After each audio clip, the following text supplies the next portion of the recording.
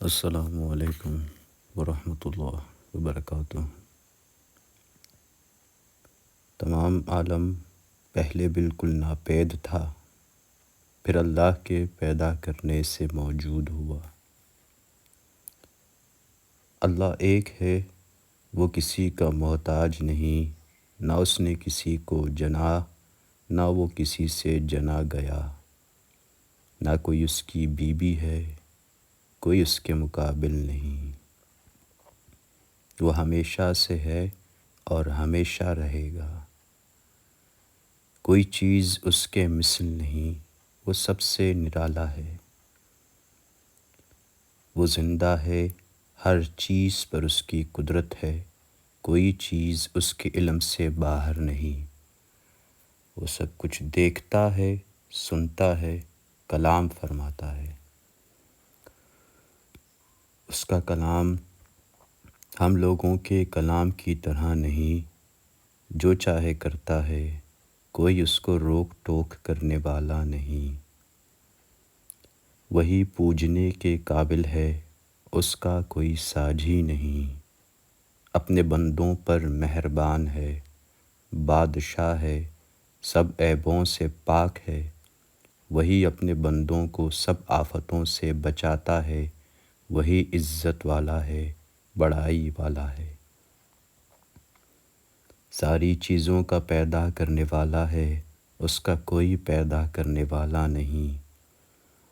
گناہوں کا بخشنے والا ہے، زبردست ہے، بہت دینے والا ہے، روزی پہنچانے والا ہے، جس کی چاہے روزی تنگ کر دے اور جس کی چاہے زیادہ کر دے، جس کو چاہے پست کر دے، جس کو چاہے عزت دے اور جس کو چاہے ذلت دے۔ انصاف والا ہے، بڑے تحمل اور برداشت والا ہے۔ خدمت اور عبادت کی قدردانی کرنے والا ہے، دعا قبول کرنے والا ہے، سمائی والا ہے۔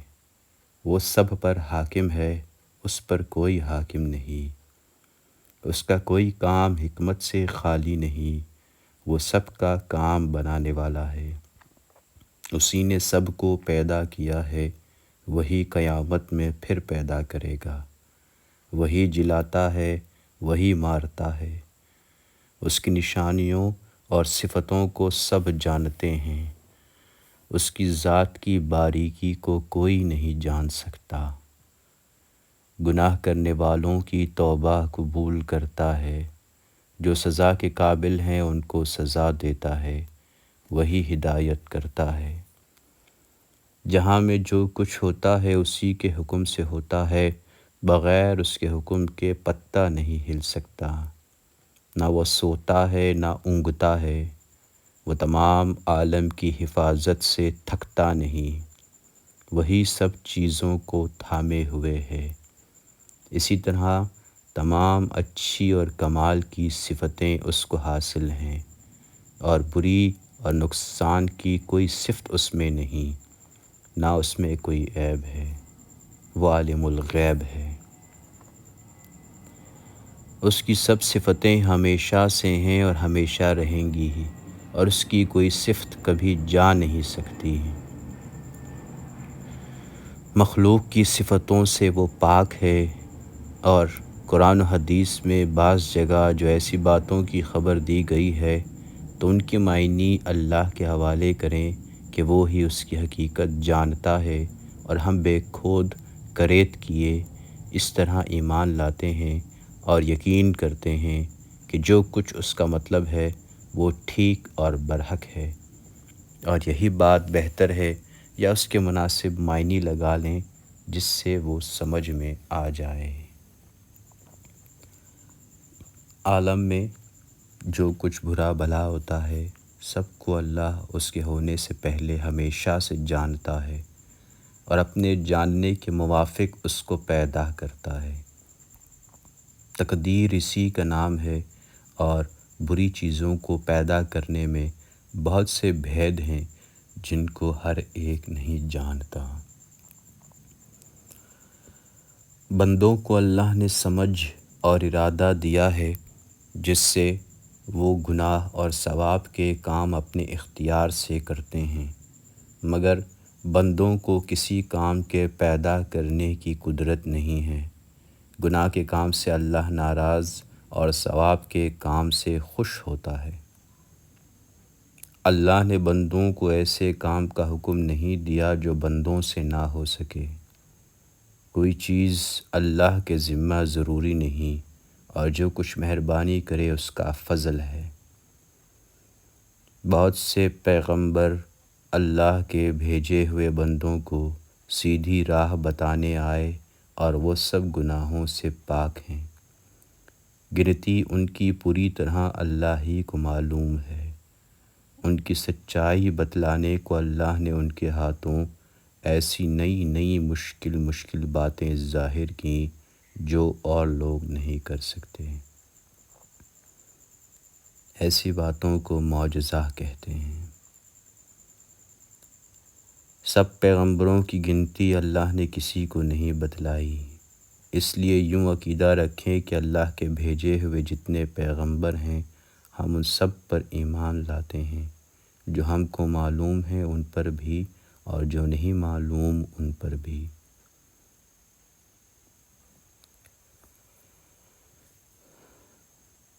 ہمارے پیغمبر سیدنا محمد صلی اللہ علیہ وسلم کو اللہ نے جاگتے میں جسم کے ساتھ مکہ مکرمہ سے بیت المقدس اور وہاں سے ساتوں آسمانوں پر اور وہاں سے جہاں تک اللہ کو منظور ہوا پہنچایا اور پھر مکہ میں پہنچا دیا۔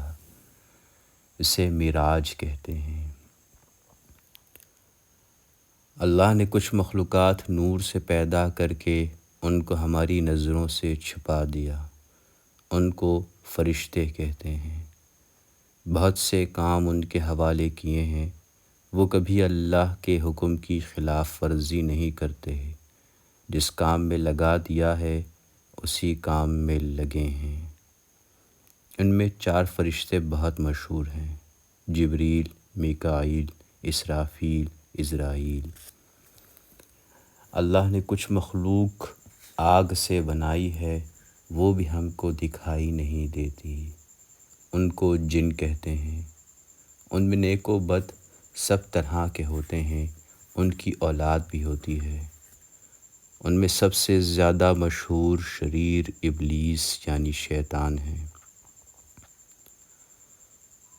مسلمان جب خوب عبادت کرتا ہے اور گناہوں سے بچتا ہے اور دنیا سے محبت نہیں کرتا اور پیغمبر محمد صلی اللہ علیہ وسلم کی ہر طرح خوب تابعداری کرتا ہے تو وہ اللہ کا دوست اور پیارا ہو جاتا ہے۔ ایسے شخص کو ولی کہتے ہیں۔ اس شخص سے کبھی ایسی باتیں ہونے لگتی ہیں جو اوروں سے نہیں ہو سکتی، ان باتوں کو کرامت کہتے ہیں۔ ولی کتنے ہی بڑے درجے کو پہنچ جاوے مگر نبی کے برابر نہیں ہو سکتا۔ اللہ کا کیسا ہی پیارا ہو جائے مگر جب تک ہوش و حواس باقی ہے شرع کا پابند رہنا فرض ہے۔ نماز، روزہ اور کوئی عبادت معاف نہیں ہوتی۔ جو گناہ کی باتیں ہیں وہ اس کے لیے درست نہیں ہو جاتی۔ جو شخص شریعت کے خلاف ہو وہ اللہ کا دوست نہیں ہو سکتا۔ اگر اس کے ہاتھ سے کوئی اچنبھے کی بات دکھائی دے یا تو وہ جادو ہے یا نفسانی یا شیطانی دھندا ہے، اس سے عقیدہ نہ رکھنا چاہیے۔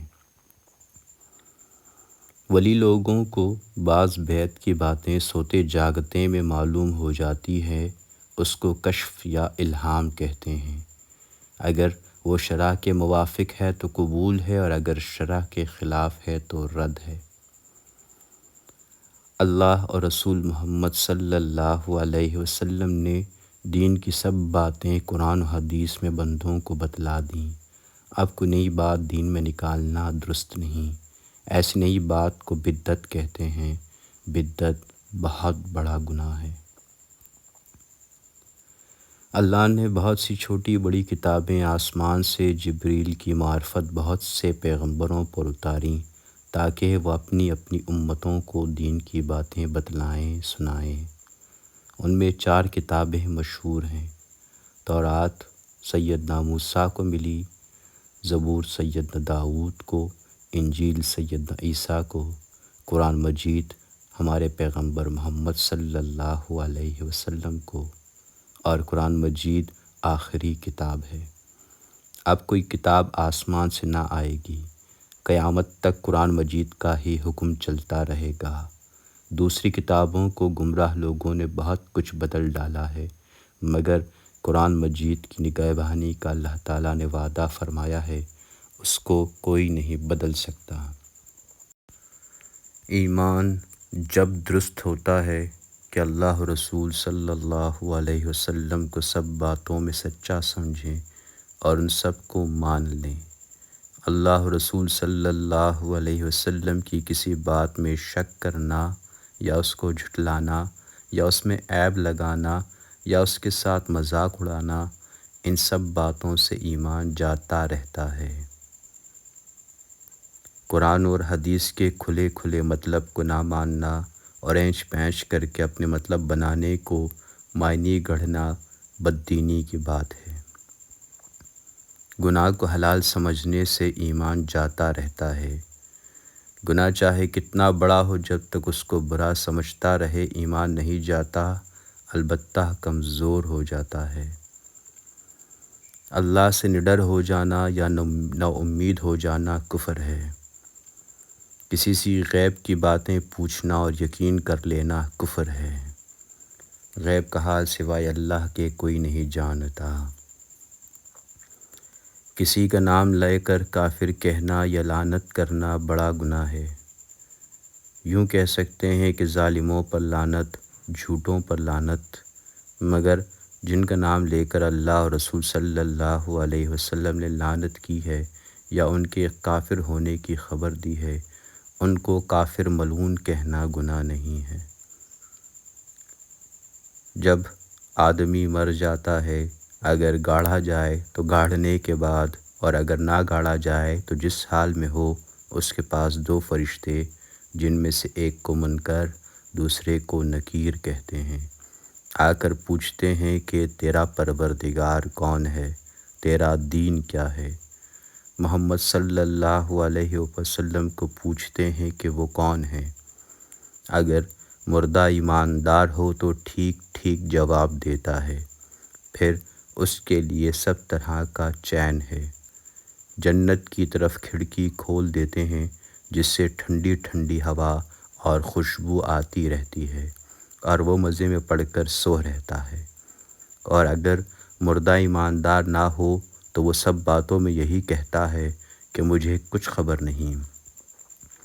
اس پر بڑی سختی اور عذاب قیامت تک ہوتا رہتا ہے، اور بعضوں کو اللہ اس امتحان سے معاف کر دیتا ہے، مگر یہ سب باتیں مردے کو معلوم ہوتی ہیں۔ ہم لوگ نہیں دیکھتے، جیسے سوتا آدمی خواب میں سب کچھ دیکھتا ہے اور جاگتا آدمی اس کے پاس بے خبر بیٹھا رہتا ہے۔ مرنے کے بعد ہر دن صبح اور شام کے وقت مردے کا جو ٹھکانہ ہے دکھا دیا جاتا ہے۔ جنتی کو جنت دکھلا کر خوشخبری دیتے ہیں اور دوزخی کو دوزخ دکھلا کر حسرت بڑھاتے ہیں۔ مردے کے لیے دعا کرنے سے یا کچھ خیرات دے کر بخشے سے اس کا ثواب پہنچتا ہے اور اس سے اس کو بڑا فائدہ ہوتا ہے۔ اللہ رسول صلی اللہ علیہ وسلم نے جتنی نشانیاں قیامت کی بتلائی ہیں، سب ضرور ہونے والی ہیں۔ امام مہدی ظاہر ہوں گے اور خوب انصاف سے بادشاہی کریں گے۔ کانا دجال نکلے گا اور دنیا میں بہت فساد مچائے گا۔ اس کو مار ڈالنے کے واسطے سیدنا عیسیٰ آسمان سے اتریں گے اور اس کو مار ڈالیں گے۔ یاجوج ماجوج بڑے زبردست لوگ ہیں، وہ تمام زمین پر پھیل پڑیں گے اور بڑا ادھم مچائیں گے، پھر اللہ کے قہر سے ہلاک ہوں گے۔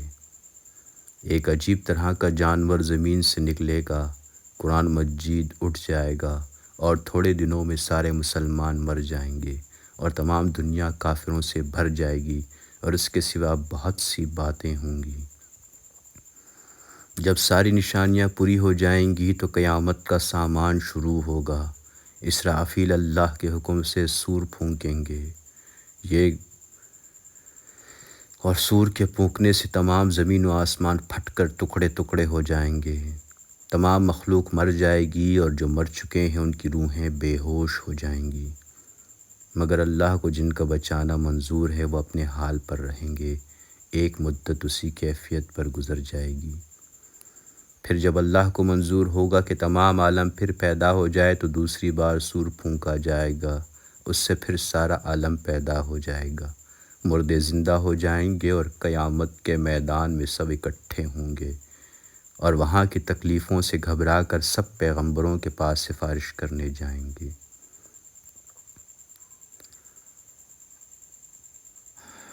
بعض بے حساب جنت میں جائیں گے، نیکوں کا نامہ اعمال داہنے ہاتھ میں اور بدوں کا بائیں ہاتھ میں دیا جائے گا۔ پیغمبر محمد صلی اللہ علیہ وسلم اپنی امت کو حوض کوثر کا پانی پلائیں گے۔ پل صراط پر چلنا ہوگا، جو نیک لوگ ہیں وہ اس سے پار ہو کر بہشت میں پہنچ جائیں گے، جو بد ہیں وہ اس پر سے دوزخ میں گر پڑیں گے۔ دوزخ پیدا ہو چکی ہے، اس میں سانپ، بچھو اور طرح طرح کا عذاب ہے۔ دوزخیوں میں سے جن میں ذرا بھی ایمان ہوگا وہ اپنے اعمال کی سزا بھگت کر پیغمبر اور بزرگوں کی سفارش سے نکل کر بہشت میں داخل ہوں گے، اور جو کافر اور مشرک ہیں اس میں ہمیشہ رہیں گے اور ان کو موت بھی نہ آئے گی۔ بہشت بھی پیدا ہو چکی ہے اور اس میں طرح طرح کے چین اور نعمتیں ہیں۔ بہشت میں رہنے والوں کو کسی طرح کا ڈر اور غم نہ ہوگا اور وہ اس میں ہمیشہ رہیں گے، نہ اس میں سے نکلیں گے اور نہ وہاں مریں گے۔ اللہ کو اختیار ہے کہ چھوٹے گناہ پر سزا دے دے یا بڑے گناہ کو اپنی مہربانی سے معاف کر دے اور اس پر بالکل سزا نہ دے۔ شرک اور کفر کا گناہ اللہ کبھی کسی کا معاف نہیں کرتا، اور اس کے سوا اور گناہ جس کو چاہے گا اپنی مہربانی سے معاف کر دے گا۔ جن لوگوں کا نام لے کر اللہ رسول صلی اللہ علیہ وسلم نے ان کا بہشتی ہونا بتلا دیا ہے، ان کے سوا کسی اور کو بہشتی ہونے کا یقینی حکم نہیں لگا سکتے۔ البتہ اچھی نشانیاں دیکھ کر اچھا گمان رکھنا اور اس کی رحمت سے امید رکھنا ضروری ہے۔ بہشت میں سب سے بڑی نعمت اللہ کا دیدار ہے، جو بہشت والوں کو نصیب ہوگا۔ اس کی لذت میں تمام نعمتیں ہیچ معلوم ہوں گی۔ دنیا میں جاگتے ہوئے ان آنکھوں سے اللہ کو کسی نے نہیں دیکھا اور نہ کوئی دیکھ سکتا ہے۔ عمر بھر کیسا ہی برا بھلا ہو، مگر جس حالت پر خاتمہ ہوتا ہے اس کے موافق اس کو اچھا بدلہ ملتا ہے۔ آدمی عمر بھر میں جب کبھی توبہ کرے یا مسلمان ہو، اللہ کے یہاں مقبول ہے۔ البتہ مرتے وقت جب دم ٹوٹنے لگے اور عذاب کے فرشتے دکھائی دینے لگے، اس وقت نہ توبہ قبول ہوتی ہے اور نہ ایمان۔ اس کے بعد مناسب معلوم ہوتا ہے کہ بعض برے عقیدے اور بری رسمیں اور بعض بڑے بڑے گناہ جو اکثر ہوتے رہتے ہیں، جن سے ایمان میں نقصان آ جاتا ہے، بیان کر دیے جائیں تاکہ لوگ ان سے بچتے رہیں۔ ان میں بعض بالکل کفر اور شرک ہیں، بعض قریب کفر اور شرک کے، اور بعض بدعت اور گمراہی، اور بعض فقط گناہ۔ غرض یہ کہ سب سے بچنا ضروری ہے۔ پھر جب ان چیزوں کا بیان ہو چکے گا تو اس کے بعد گناہوں سے جو دنیا کا نقصان اور اطاعت سے جو دنیا کا نفع ہوتا ہے، کچھ تھوڑا سا اس کا بیان کریں گے، کیونکہ دنیا کے نفع نقصان کا لوگ زیادہ خیال کرتے ہیں۔ شاید اسی خیال سے کچھ نیک کام کی توفیق اور گناہ سے پرہیز پیدا ہو۔